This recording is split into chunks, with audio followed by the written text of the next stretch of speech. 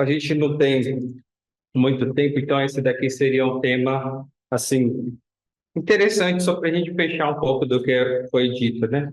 Porque a gente falou sobre a figura da direção espiritual, aí eu queria fazer só alguns raciocínios com vocês, da necessidade que a gente tem. Primeiro de tudo, eu não sei, acho que tem bastante novos hoje, mas tem pessoas também que já estão caminhando bastante tempo. É até bom para a gente testar um pouco os nossos conhecimentos e para a gente colocar a fogo também quem está chegando agora do porquê que a gente fala essas coisas, né? Eu pergunto para vocês. Primeiro, vamos deixar os novos tentar, depois os velhos, com certeza já sabe, mas pode também testar os conhecimentos. Quantas vozes existem? Porque a gente está falando que é o discernimento das vozes. Se você não é esquizofrênico, então você não precisa se preocupar, porque o esquizofrênico ele escuta bastante vozes, mas a gente não está falando de esquizofrenia, a gente está falando de espiritualidade, não é? E nem de psicologia. Então existem vozes. Meu Deus, vozes. E quais são essas vozes? Quantas são? Alguém sabe me dizer? Três? Hã? Mas você é novo ou é velho? Tá bom, ele já introduziu. Existem três vozes. Os novos sabiam disso? É, eu acredito que pela primeira vez está escutando. Se não é só, eu não tenho que fazer conta só com a minha cabeça, porque talvez eu saiba aquilo que eu quero, aquilo que eu gosto. Por experiência, a gente vai fazendo essas coisas, não é? Então, uma pessoa que fica tentando discernir ou querendo entender só com a própria cabeça, ela consegue encontrar a vontade de Deus? A vontade de Deus, ela coincide perfeitamente com a nossa? Às vezes não. E aí, quando eu gosto muito de uma coisa, quando eu quero muito uma coisa, quando eu já projetei tudo na minha cabeça, aquilo que eu queria ser, com quem que eu queria estar, você entende que aqui precisa de raciocinar um pouco, preciso discernir. Será que essa é a minha cabeça? Ou será que tudo aquilo que eu já tinha escolhido, Deus também abençoa, coloca uma mão em cima, assim, e abençoa? Aí já entra a primeira dificuldade. Eu precisaria discernir se tudo aquilo que eu pensei já para mim tá conforme a vontade de Deus. Então aqui já tem duas coisas, né? Tem a minha voz que já é diferente às vezes, em alguns momentos, da voz de Deus e aqui já começa a entortar a situação. E ainda uma grande pitada, um pacote inteiro de pitadas, de sabão na pista, de óleo na pista, que o nosso inimigo, não amigo, né? O diabo, ele também quer perder as nossas almas. Então, aí já é difícil para mim de individuar a minha vontade, a minha voz, da voz de Deus, e no meio de tudo isso entra ainda um falso, entra um enganador, né? Aquele que fica gritando no seu ouvido coisas, e não só gritando, ele fica mostrando as coisas que você mais gosta, lembrando você daquilo que você tinha. Às vezes ele nem precisa colocar coisas ruins, ele só lembra quanto que é forte para você aquilo que você tinha decidido para fazer você olhar para o lado e já não olhar mais para Deus, né? Então olha que interessante, é que existe uma primeira fase do discernimento que a gente pode, se você tem na sua Bíblia, se você quer pegar depois, marca bem no seu caderno, que é 1 João 4, capítulo 4, versículo 1. Olha só o que São João diz. A gente está raciocinando então com três vozes, tá bom? A minha, a do diabo e depois a voz que a gente quer perseguir, que é a voz de Deus. Então tem três nessa conta. E aí, daqui a pouco a gente vai entrar em Santo Inácio, mas é interessante esse santo porque ele fala assim, né? Ele foi um dos primeiros que conseguiu individuar, assim, pelas experiências dele, essas três vozes na vida dele. E ele falava assim: Poxa vida, existem sim essas três vozes, mas nós não somos bilha. Sabe o que é uma bilha? É uma bolinha de ferro. Sabe aquelas bolinhas de rolamento? Então, mas vamos colocar uma bolinha de ping-pong que a gente conhece mais. Aí ele fala: Poxa, eu não sou uma bilha, eu não sou uma bolinha que existe Deus, aí ele vai e me manda para o lugar. Daqui a pouco vem o diabo e me manda para outro. E eu fico lá, ficando no meio das duas vontades, do mal e do bem, tipo como se eu não tivesse vontade. Por isso que ele fala que a gente também tem a nossa vontade, só que essa vontade orientada para Deus, então ela é a terceira voz e a gente pode se impor. Então, eu não sou uma bolinha de ping-pong. Eu sou o protagonista. Se eu escolho a vontade de Deus, vai ficar a vontade de Deus para mim. E isso se chama santidade. Se eu escolho a vontade do diabo, do mal, do mundo, do demônio, da carne, então eu, protagonista, vou para o lado ruim e com a minha inteligência, com a minha vontade, eu compro o mal e me afasto da vontade de Deus. Isso aqui é importante a gente colocar como base, ok? Mas olha só o que que São João fala também. Amados, não acrediteis em qualquer espírito, mas examinai os espíritos para ver se eles são de Deus, pois muitos falsos profetas vieram ao mundo. São João, lá atrás, o que será que ele está falando? Ele também tinha entendido alguma coisa. Examinai os espíritos, não existe só o Espírito de Deus. Cuidado com a sua carne, você é humano, você é inclinado. Não é aquilo que você coloca na sua cabeça que é melhor para você, que talvez seja mesmo. Tem muitos que foram para o inferno pensando que estava fazendo a vontade de Deus.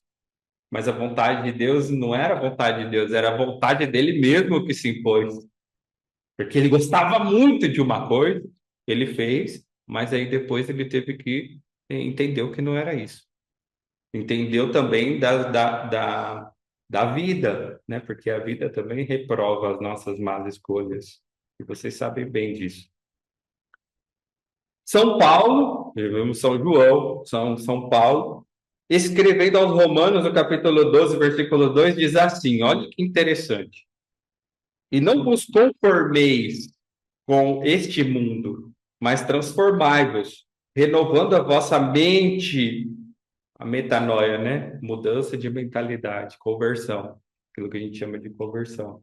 Não se conforma com o mundo, não pensa igual ao mundo. E aí, ó, São João, o que ele está reconhecendo? Existe uma voz da nossa vontade que ela se impõe com força, mas não se conforma com isso, né? Renovai a vossa mente a fim de poder discernir qual é a vontade de Deus. E o que é para ele a vontade de Deus? O que é bom, o que é agradável, o que é perfeito. Vamos ver se está escrito aqui. Olha lá, as duas palavras lá. Romanos 12 e João 4. Aí, se a gente prossegue um pouquinho aqui, São Paulo também, aos Efésios, ele fala assim: irmãos, outrora eres trevas, mas agora sois luz no Senhor. Então, olha só, vai ter sempre esse dualismo: o bem e o mal, a luz e as trevas. O que mais que pode ser um dualismo? A verdade e a mentira, né? Existem sempre um dualismo nas nossas coisas. Então, qual que é a primeira fase de um discernimento? Você que acabou de chegar aqui e falar: o que é esse negócio de discernimento? Primeiro discernimento, que Deus, ele também nos assiste e nos ajuda e quer que todo mundo tenha, é o discernimento do bem e do mal. A falar: ah, padre, mas isso daí eu já sabia, mas não é assim tão descontado. Levanta a mão aqui quem é a favor do aborto. Você provavelmente chegou nessa conclusão porque você caminha com Deus. E você sabe que o aborto é errado. Mas todo mundo pensa assim? Então, onde é que o povo que acha que o aborto é bom erra? Para eles é uma verdade. Você vai na rua e fala: levanta a mão, quem é a favor do aborto? Alguns vão levantar, outros não. Então já não é mais uma verdade?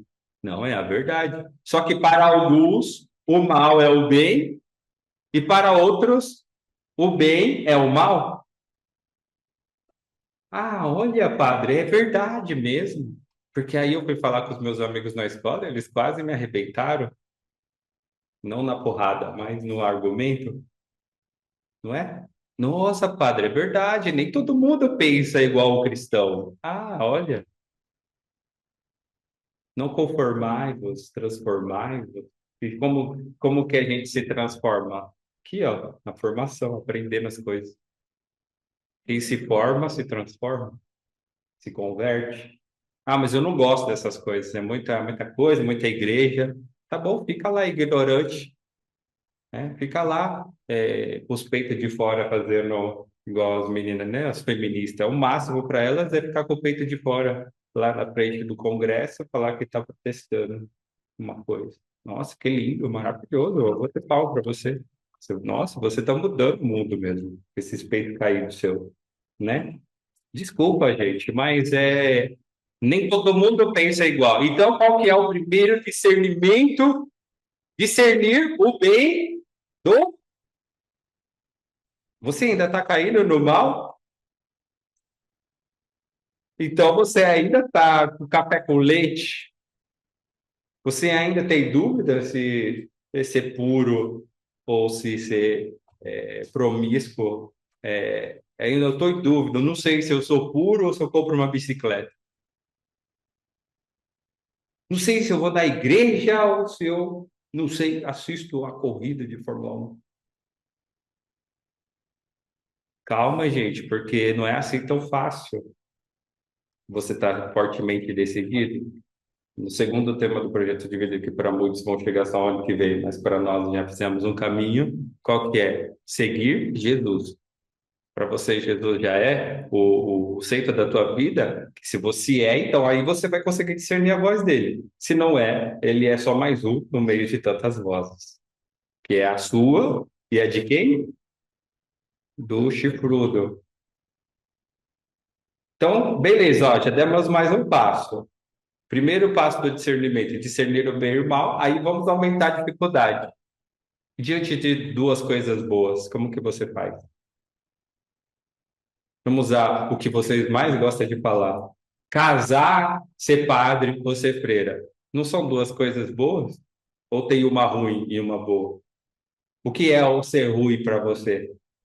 Se você ainda está na vibe, ser padre é ruim, ser freira é ruim, é bom casar, e você ainda está na primeira fase dos café com leite, não entendeu coisa nenhuma ainda.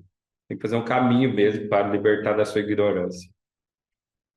Levanta a mão quem acha que ser padre freira é bom. Levanta a mão quem acha que casar é bom. Então são duas coisas boas, não é?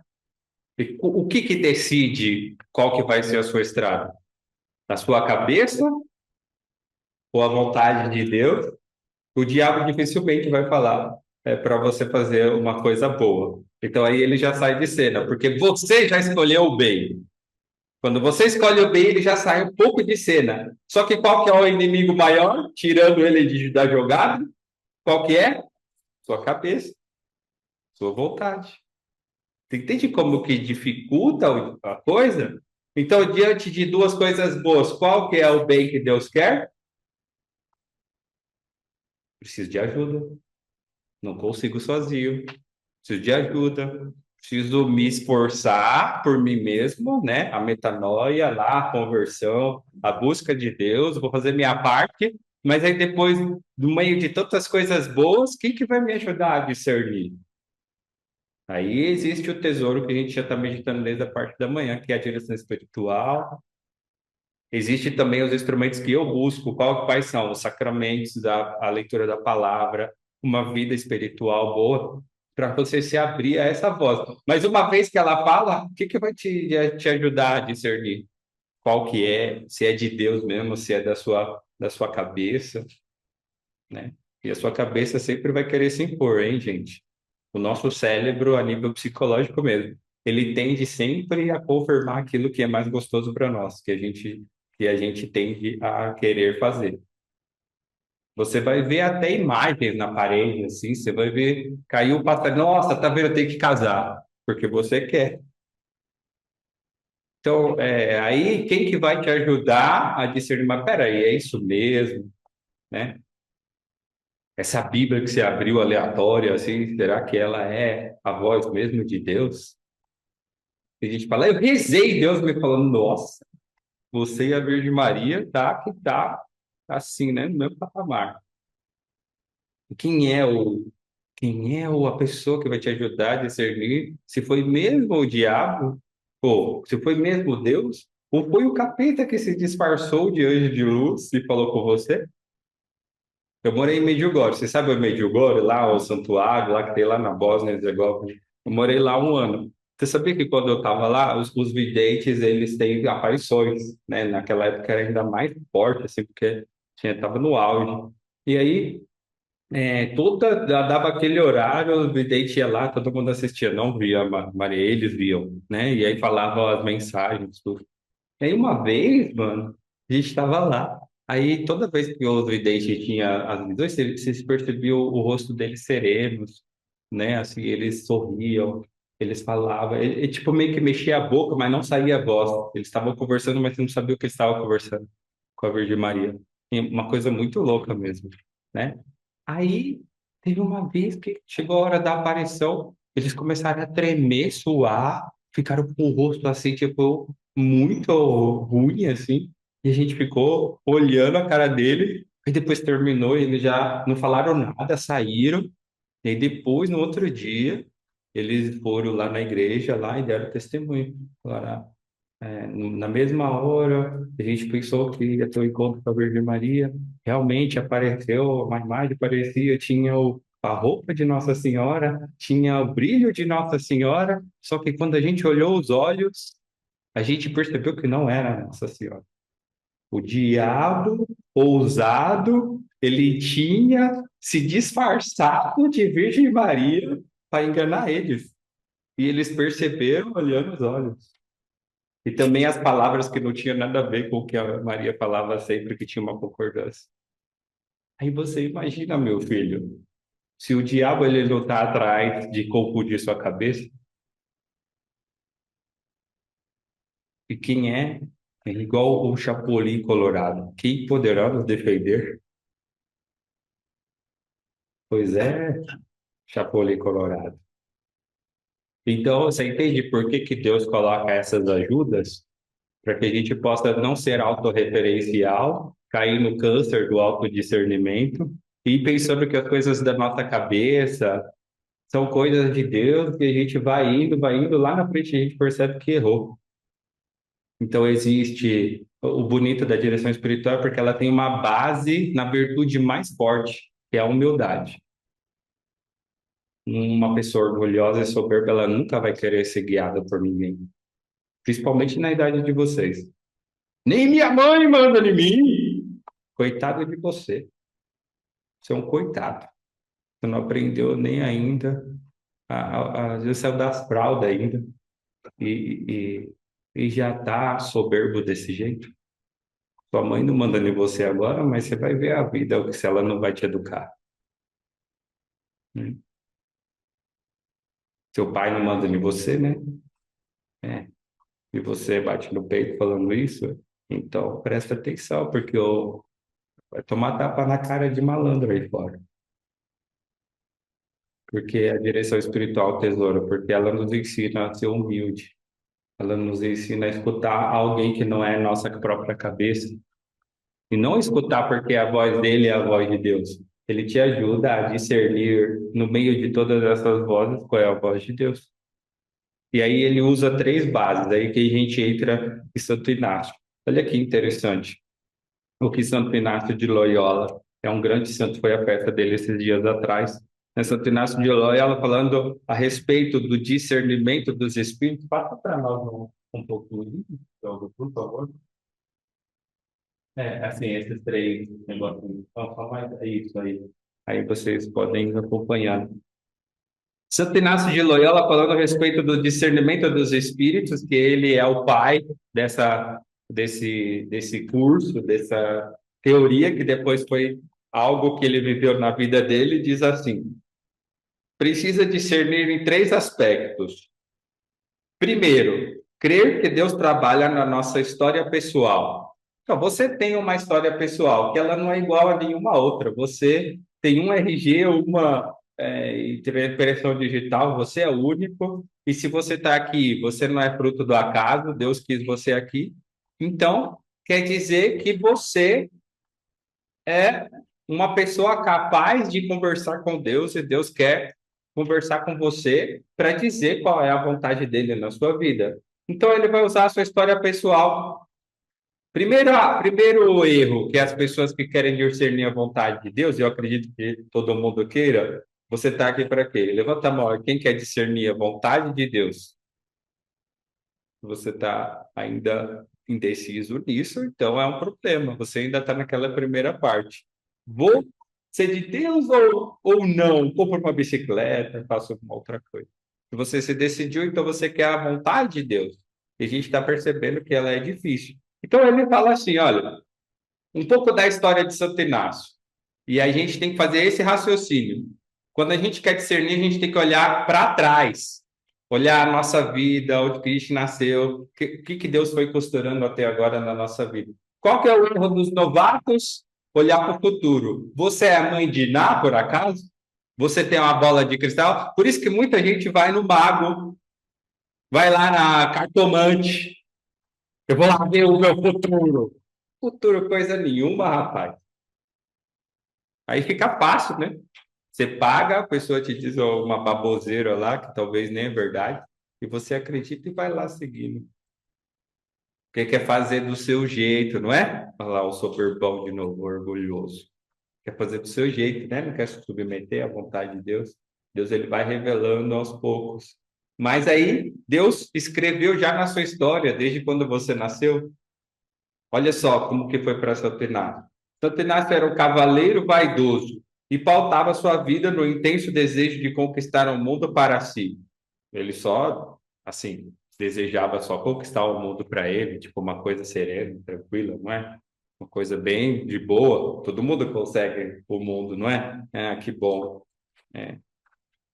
Com seus sonhos destruídos, como é que Deus quebrou as pernas dele? Quebrou mesmo, literalmente, né? Através da derrota em uma batalha, uma guerra, deixou acamado. Tem uma bola de canhão, bateu na perna dele, quase que ele fica sem perna.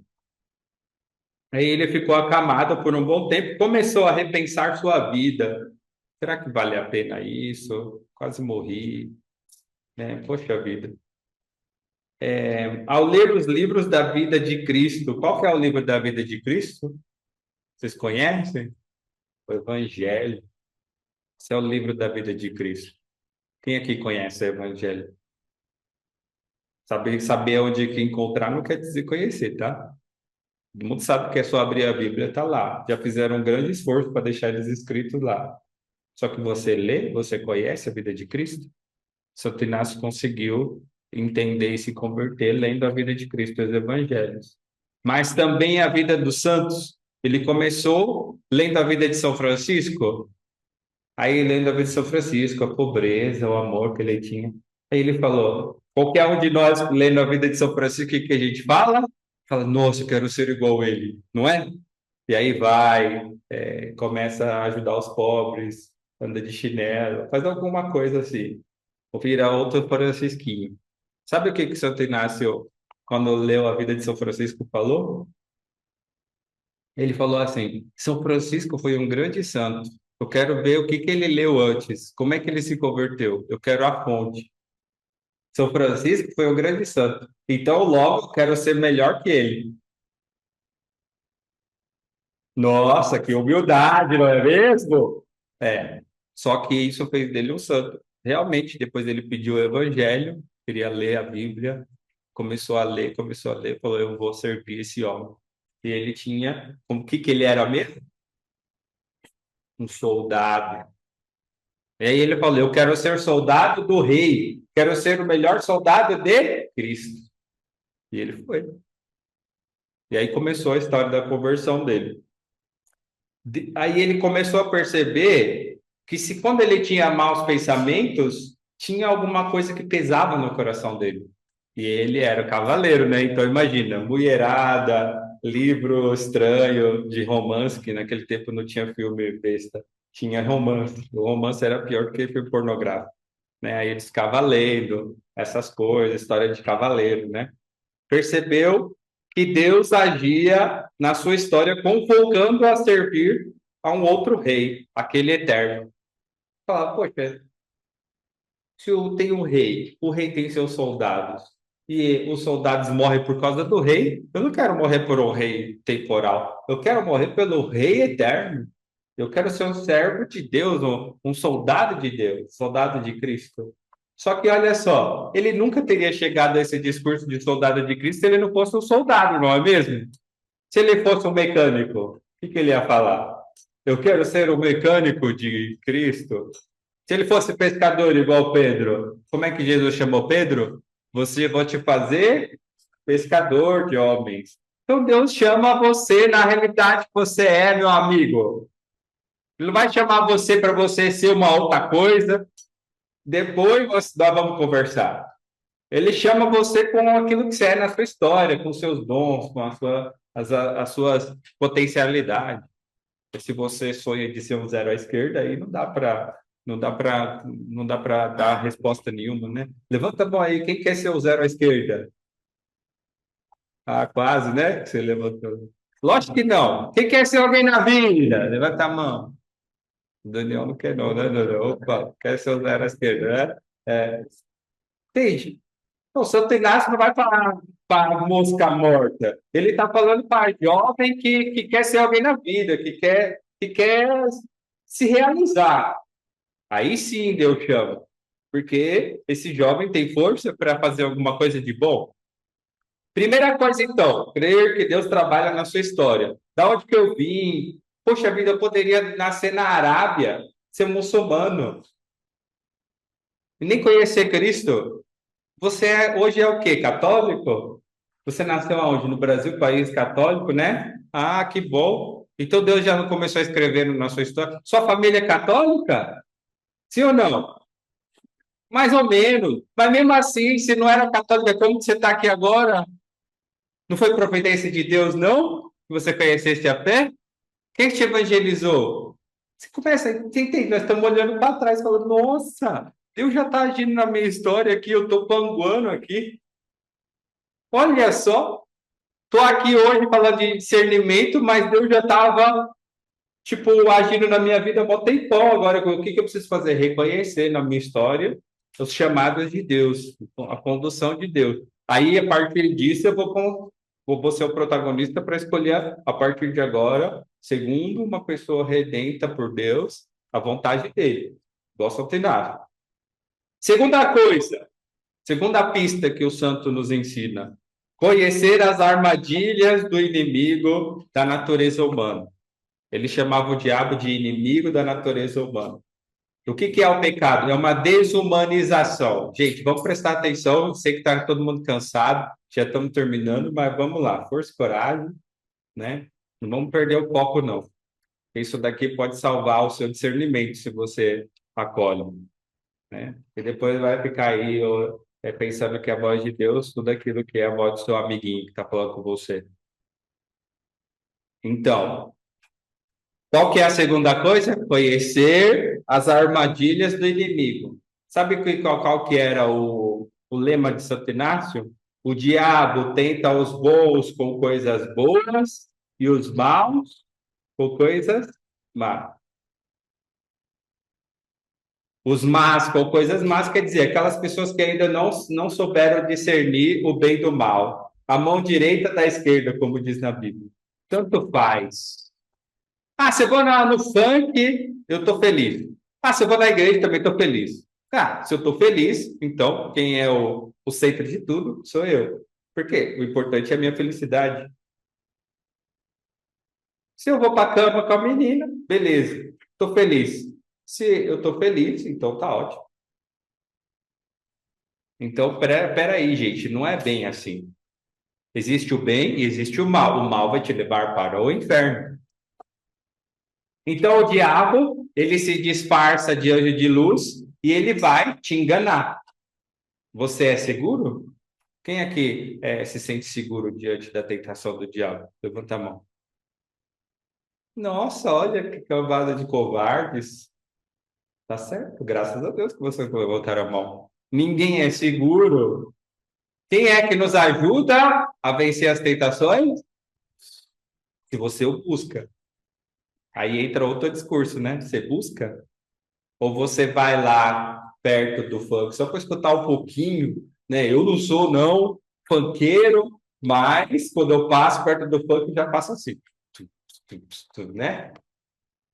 Mas quase, tipo, uma coisinha assim, né? Uma casquinha, né? Aquele que tira uma casquinha.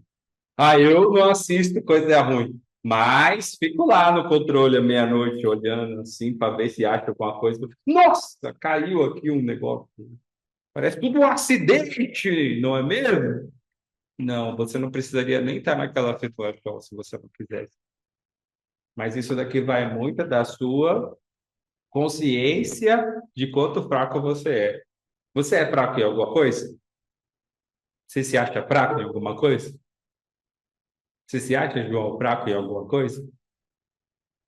Então, o diabo também sabe qual é a sua fraqueza, sabia?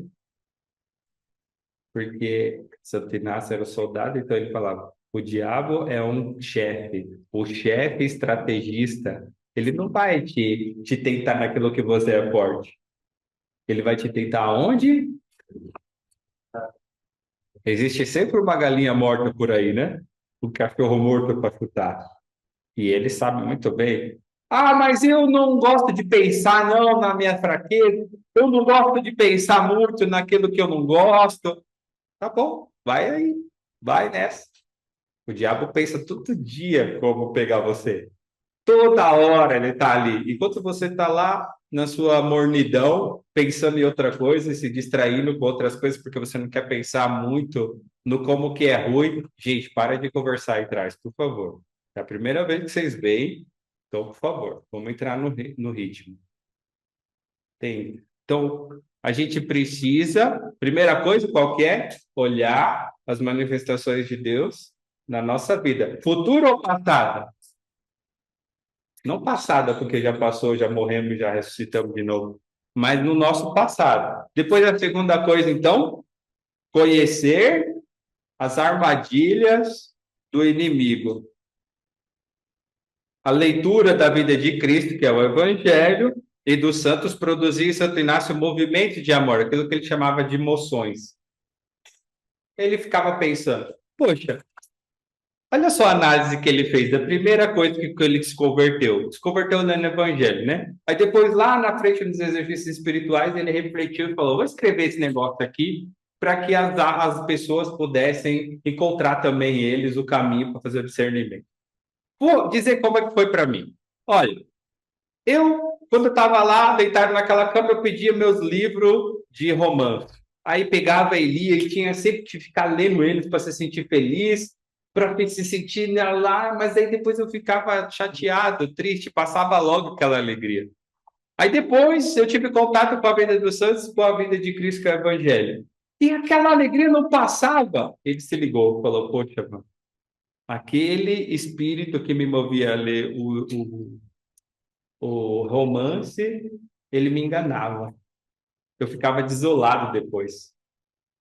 Mas aí aquele, quando eu lia o Evangelho, eu ficava feliz, então o Espírito Santo me guiava. Aí ele começou a discernir. Ele começou a aplicar isso em todas as coisas.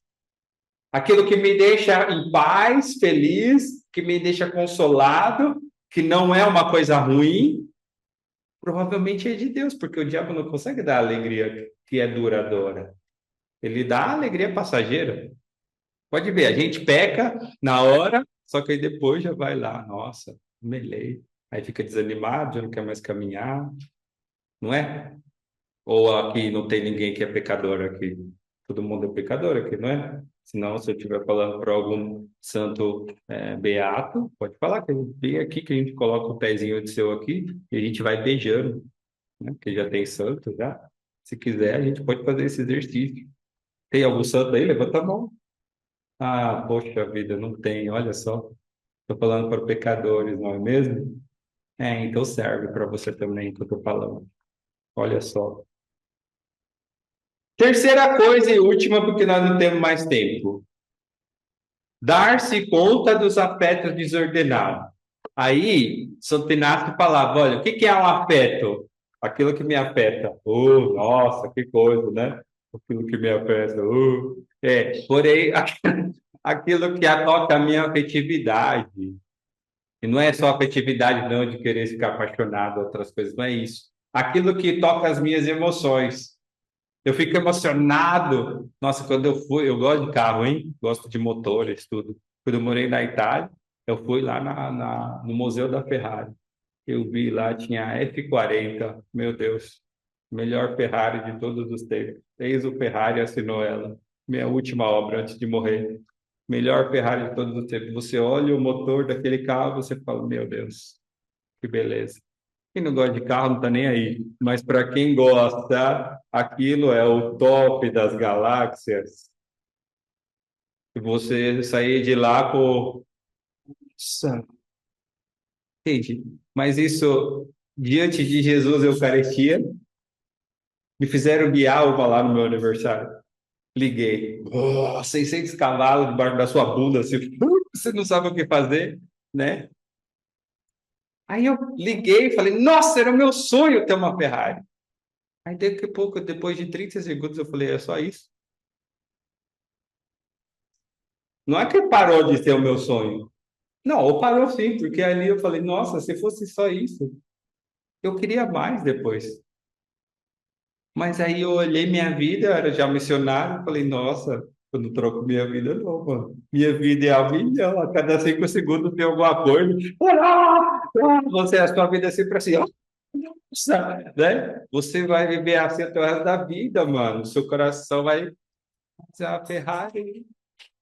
Eu liguei uma vez, já não deu tanta brisa, né? Aí eu queria depois a F40, a F50, a F60, porque daí só para manter a brisa, mas aí eu não ia ter dinheiro, ia ficar triste, ia ficar mendigando na rua, né? E por aí vai. Não que eu não mendigue agora, né?